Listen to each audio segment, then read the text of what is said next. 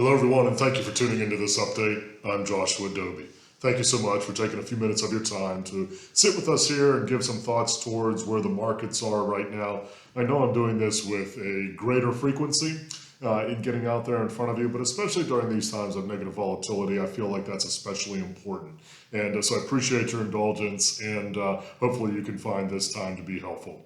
Well, again, not a whole lot in terms of new information that's out there, but we've had here over the last several days what technicians or technical analysts will call a retesting of our lows insofar as the most popular market indexes are concerned.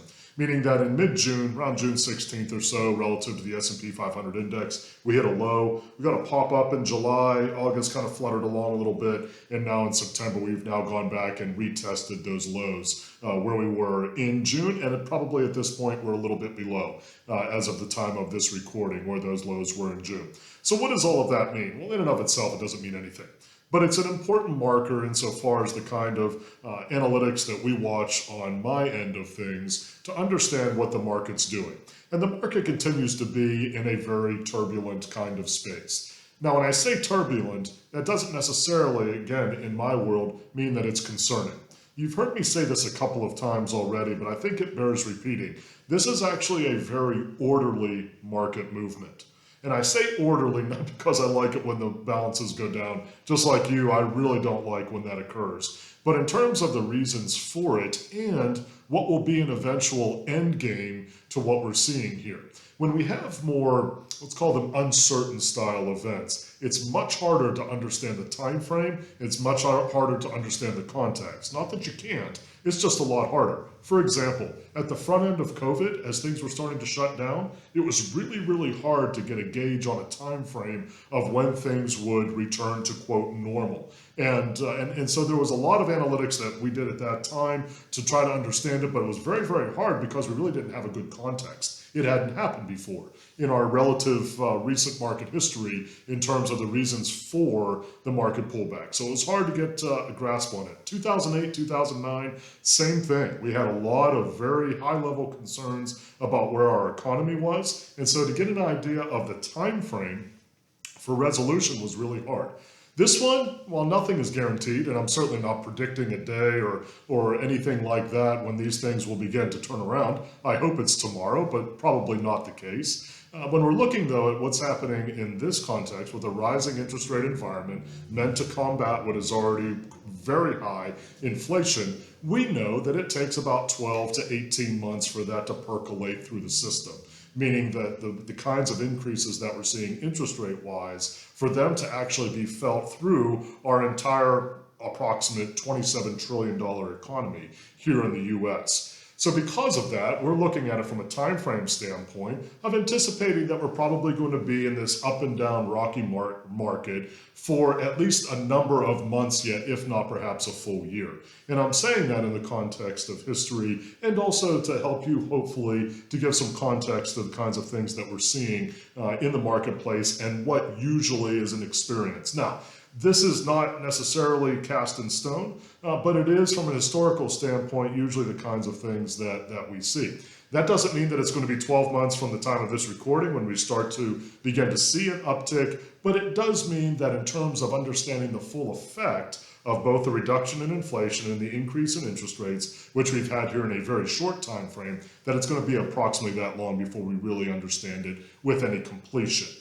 However, I'm anticipating as we get into 2023 that we will start to get a resettling in the markets and a better grasp on the kinds of things that frankly work better in a higher interest rate and higher inflationary space. Haven't really had to look at that for the last 15 plus years or so. But it's a little bit like 1999 as far as what the market is looking like. So it's not true that everything just goes down in perpetuity when we have higher inflation and higher interest rates. Just not the case. But it is going to be different from what it has been for the last couple of years. And I would offer up healthier and actually a better place overall as we get a damper put on inflation insofar as the increasing interest rate cycle where we are right now is concerned. But I wanted just to put that out there in front of you just so that you continue to hear from me the kinds of things that we're seeing time frame wise, what we are anticipating. I anticipate for the balance of this year, 2022, that it's going to be a lot of fits and starts. It's going to be a lot of ups and downs. There's not going to be a whole lot of motivation we're anticipating in the market to increase. We're still trying to figure out, we the market are still trying to figure out what it all means relative to all of these interest rate hikes, and we just can't do that in real time. We get some real-time adjustments, whether it's a spike up in mortgage rates, a spike up in auto loan rates, or things of the like. But in terms of actually understanding what it means for the overall economy, we simply can't tell at this point. So I wanted to offer, again, that up as some time frame for consideration. And because I'm much more frequent with these updates, I'm going to draw this one to a close and keep it relatively short. But always, always, always, as you know, always feel free to reach out. You have thoughts or questions, or perhaps you just want to talk about where things are in the marketplace. We're getting to the end of the third quarter, so third quarter statements are going to be coming out in a couple of weeks, and they're not going to be particularly inspiring, and I know that. And so we know those kinds of things happen. It's important that we get through these times, not just react to them. Because historically what that has shown, if we just react to the times, is that that is usually not the right course of action to take. So it doesn't mean that there aren't reasons to make tweaks or adjustments or to even go in different directions, but it's important that we do so for the right reasons. So if you'd like to reach out to chat about things, send me an email, give me a call. Always enjoy hearing from you. We're right in the midst of football season, which you know is one of my favorite times of the year. So looking forward to that. For folks who are in the Southeast, especially Florida, I hope this finds you safe and well. Certainly tumultuous weather that's going through right now with Hurricane Ian. I hope that it, again, finds you safe and that your loved ones are also cared for. Well, friends, it has been a pleasure to be with you as always during these kinds of experiences. Always feel free to reach out, and until the next time, I'll see you soon.